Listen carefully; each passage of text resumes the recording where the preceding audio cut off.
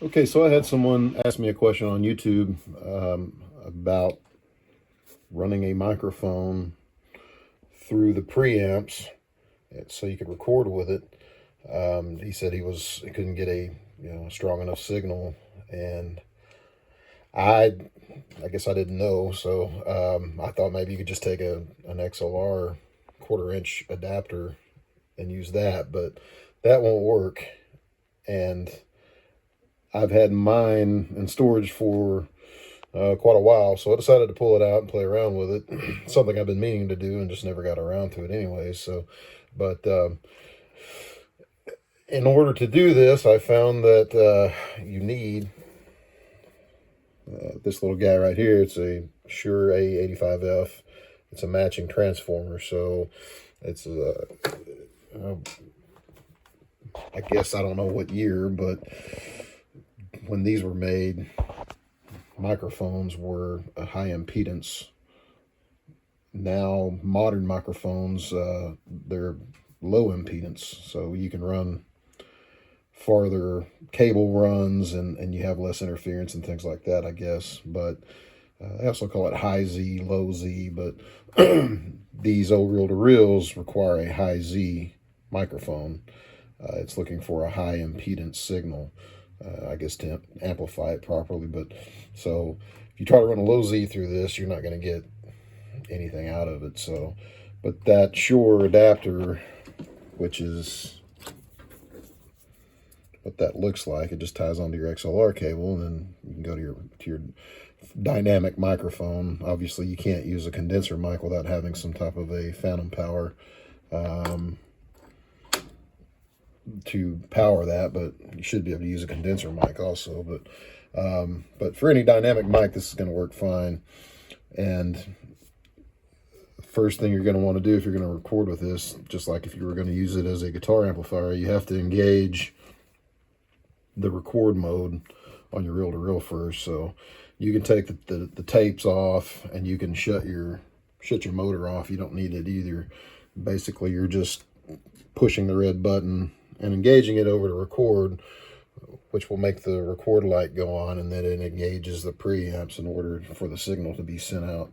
And then basically you can run it from your 1/4 inch or your XLR in, the mic input, with your line adapter, and then run it out with your 1/4 inch. I'm just using a guitar cable, a 1/4 inch guitar cable, and run it to your interface and into your DAW. So then you can set your level, your mic level here, and also in your whatever your interface is too. You kind of play around with it and watch the VU meter and get it to where you want it. But you can push the volume more and get more of a that tube driven kind of distortion, or back it off and do it this way. But but by doing this, you don't have to butcher the reel-to-reel. You're not having to modify it or do anything destructive to it.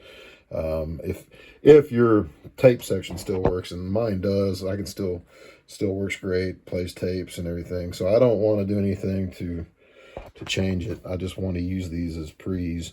But that's basically the process, and you can do this on both channels, so you have 2 preamps.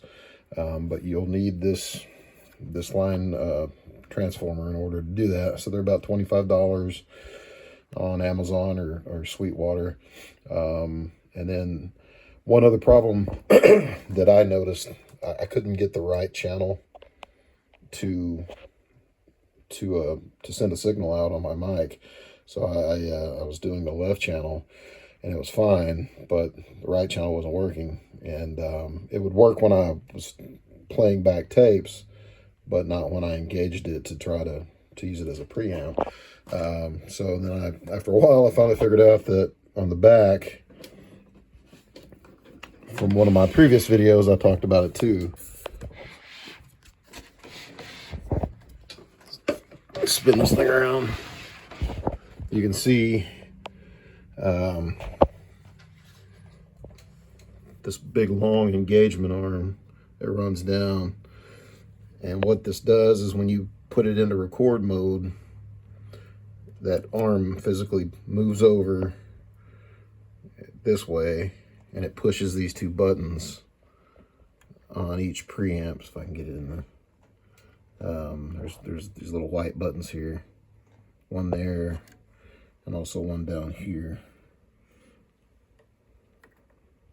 So, and I noticed that my engagement arm wasn't pushing this over enough to engage it into record mode. So today I finally I put a pusher, something down in there, and I pushed it over and it engaged, and it worked fine. So if you're having that problem too, you want to make sure that that your right channel, the bottom one, that your arm is pushing that over.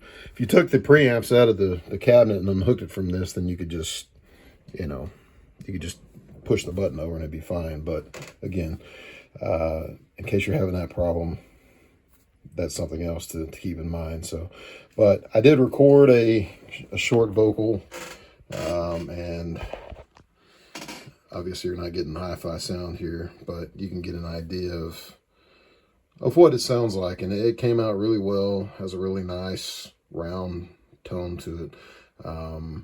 This is, I don't have any processing on this.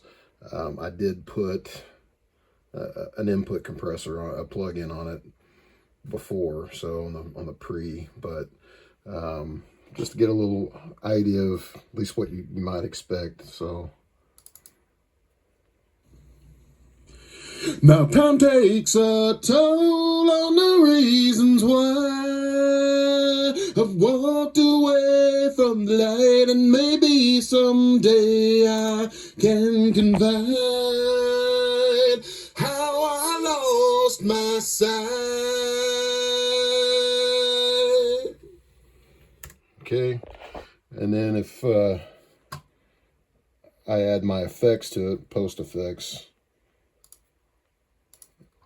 and then I've also got some harmony, a little bit of harmony tracks. We're still working on all of this, but so this is just a rough thing. So, but you'll get the idea with compression, EQ, post effects, all that. So now time takes a toll on the reasons why I've walked away from the light, and maybe someday I can confide how I lost. Sorry. Now time takes a toll on the reasons why I've walked away from the light, and maybe I can confide how I lost my sight.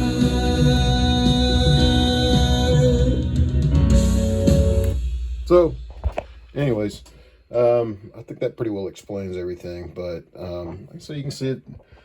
It sounds great. You know, you can hear a little bit of the tube and the transformer noise and everything in there, like you'd expect. So these are great preamps for a lot of different things. But if I can answer any other questions, I'll put the link to that line transformer in the comments also. Hopefully this helps you guys out, and I appreciate you watching all of the other videos I put out like 5 or 6 years ago. So, but anyways, talk to you later. Thank you. Bye.